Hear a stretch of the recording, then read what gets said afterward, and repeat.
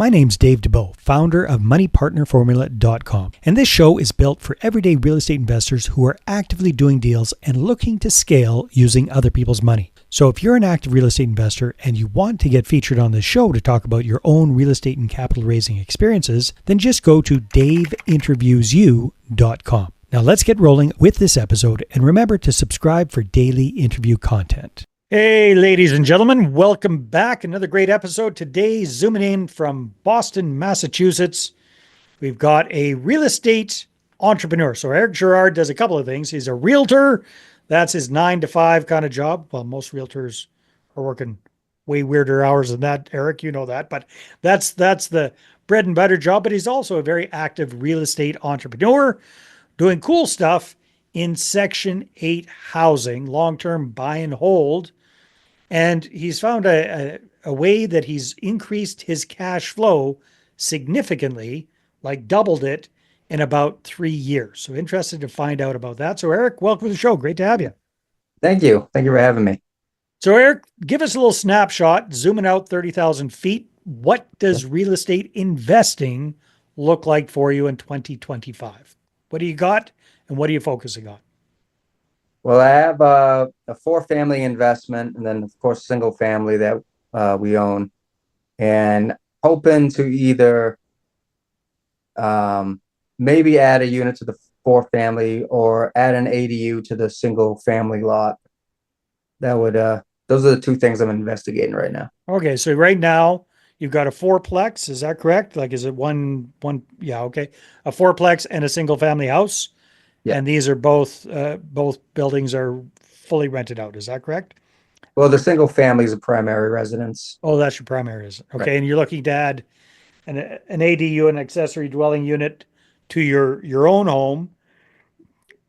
What would that be called in Boston? Like, it's different names in different areas, ADU, but what is that? Are you putting in a basement suite? You're putting in a completely separate carriage house or something along those lines? What do you guys call them in Boston? Generally they're ADUs, but they're the in-law apartments if they're like in the basement or anywhere inside the actual single family. But this would be like a up to 900 square foot housing, like separate building on the Completely land. separate house, small house on Yeah, your property. So you got a fairly good sized yard that you can put another small home on. right. Cool. All right. Very good.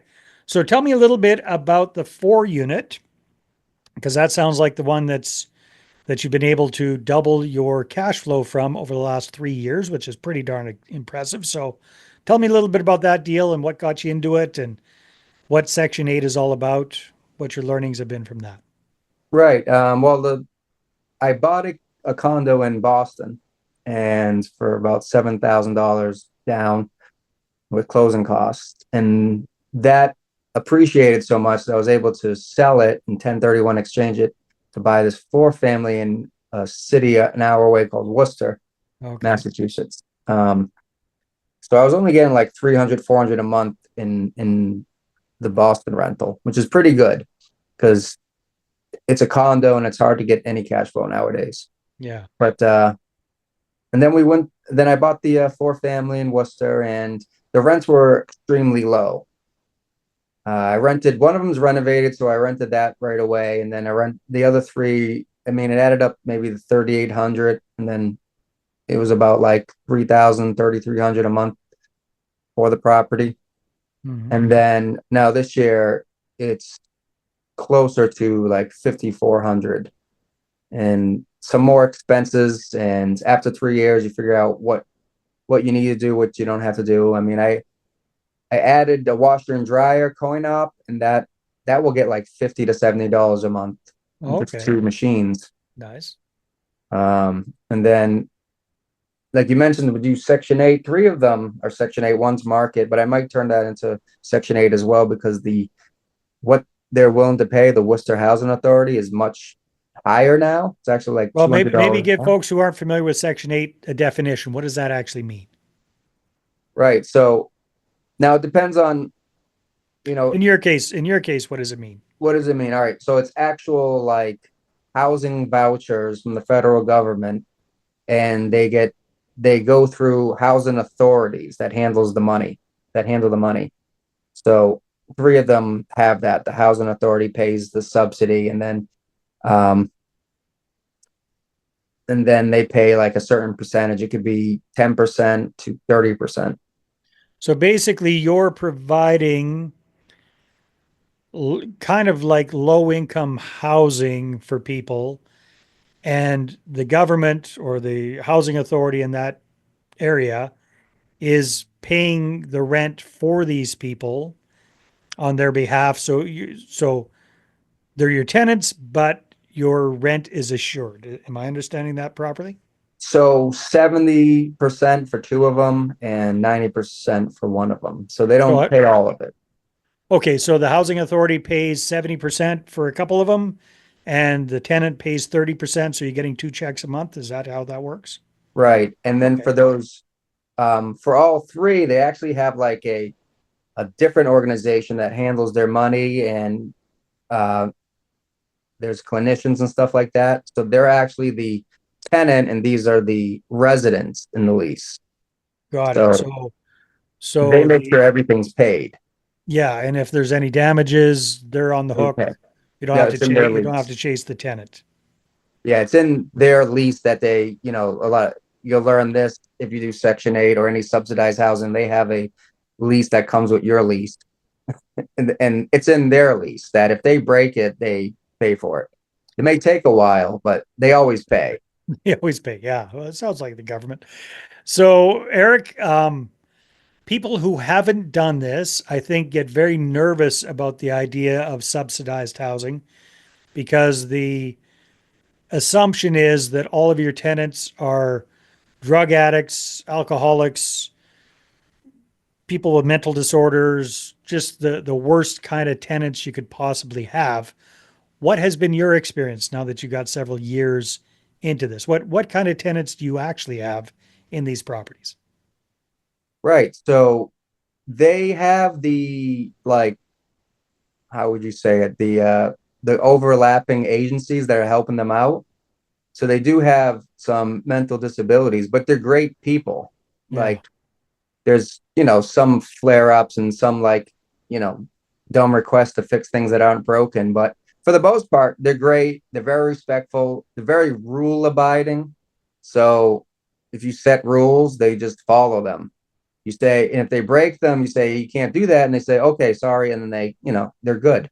Um, I also manage them for other people, and they're like some of our best tenants. They don't, Really? not a peep. I think it's kind of just, like the telephone game. They heard this, they heard that, they heard that, and eventually, Mm. every time I hear it, I say, "Well, who said it?" They're like, "I just heard it." I'm like, "From who? Did you hear it from the landlords directly, or did you hear it from who?" And they're like, "Well, I Or just did you heard it just from make someone." assumptions based on Yeah, lack of exactly. information? Yeah. They don't drive Lexuses and have Beamers. That it's not like that at all. No one does. Not in Boston that we rent to, not in Worcester. They're just people that need homes that, with especially how rents are now. And yeah, they are more hands-on. I remember before I listened to a different podcast, and the guy said you do have to be a little bit more hands-on, but other like knowing that going in, you should be all right. But I've had, like I said, I manage properties for other people. I've had market rate people be absolute nightmares who had perfect credit scores, perfect job, co-signers, and just, you know, horrible. Like Yeah. cost the landlord thousands of dollars. I've yet to see that.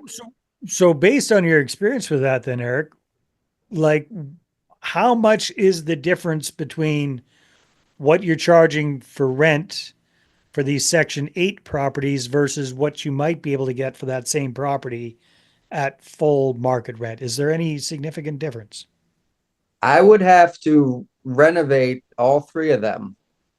Not like a full gut renovation, but I'd have to do new floors, paint, couple new appliances. The kitchens are small, so maybe new cabinets and counters. I would have to do in cleaning a lot of cleaning in one of the units, but but apples to apples, they're at like market rate. Like people Yeah. wouldn't pay, they're at 12.50 each. People in the market wouldn't pay 1,500 for them. They just wouldn't rent. People would be Yeah. like, no, no way. I'm So the so advantage you've got is you've got tenants in there who are heavily, heavily subsidized by basically the government, yep, housing authorities, but it's some form of the government. You've got tenants in there who are, generally speaking, very compliant, reliable, willing to follow rules, yep. maybe slightly more of a hassle up front, maybe, but not so, maybe not even that. As long as you got the set, if you go in knowing that you're probably going to have to deal with them a little bit differently than a traditional tenant, but it doesn't sound like there's a heck of a lot of downside. There must be some downside to this versus traditional rentals. What, if anything, are they? Well, to one of your points, they have the like overlap in agencies that they have to contact first before I get, and then the agencies contact me.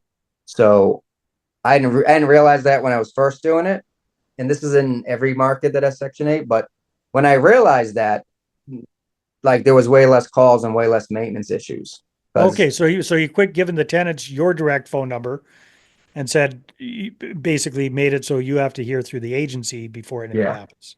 So yeah, they have to go complain to the agency. The agency deals with it if they can, and if not, you get the call. Correct? right. I'll go there, and it's usually just a misunderstanding on how to like close the windows, or there's a couple like you have to turn on a switch to get the what do you call it, the plugs to turn on, and if you Okay. don't, they think the outlets are broken. Right. Sometimes the outlets are broken and I have to fix them, but yeah, the only thing is like you can maximize the rents. Like they went up 200 max what they will allow. So I could do that.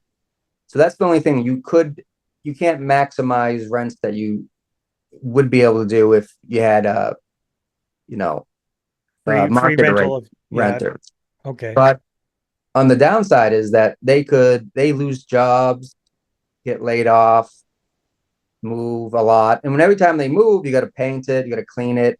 So Section 8 renters don't like to move. They want to stay. That's another thing people don't understand. They're not like market renters who are like, I want something better this year, or I'm going to be here 2 years and then we're out of here. They're not like that. They're not like, they want to No, stay. they get established. They want to stay there. That's home. That's home. Ideally forever for them is what they're thinking, right? Yeah, if they follow the rules, which they do, they want to stay forever. And I mean, I raised two of their rents like really high, almost double. And they were like, great. Because if they went out to the open market, it would be more for them and they'd have to pay broker fees and first, Mm-hmm. last charity. And it's if they would be accepted. I Right. mean, so Which that's the there's that upside. stigma, so they might not be, right? So, yeah, Yeah.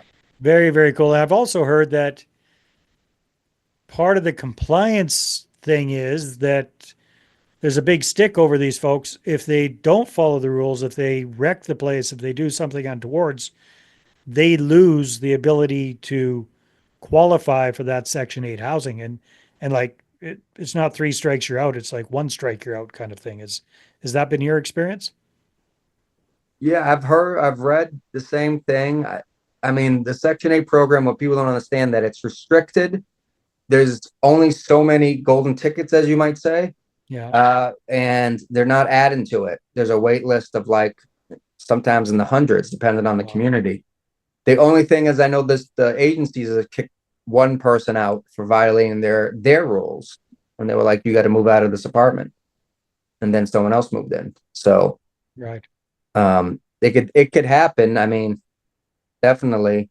Uh, but having it, they've been all pretty good. Like they want to stay, and a lot of them, the ones that I have aren't working because of they have disabilities, but the other ones that I manage for other people. I mean, they work.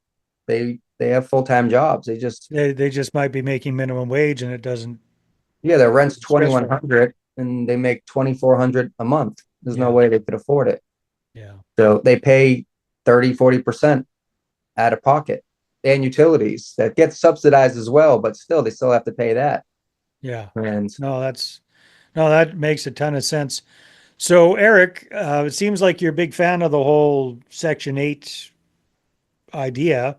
Are you wanting to do more of those? yeah, I would definitely want to do more of them. So Especially what's kind of getting in the way, if anything, from doing more?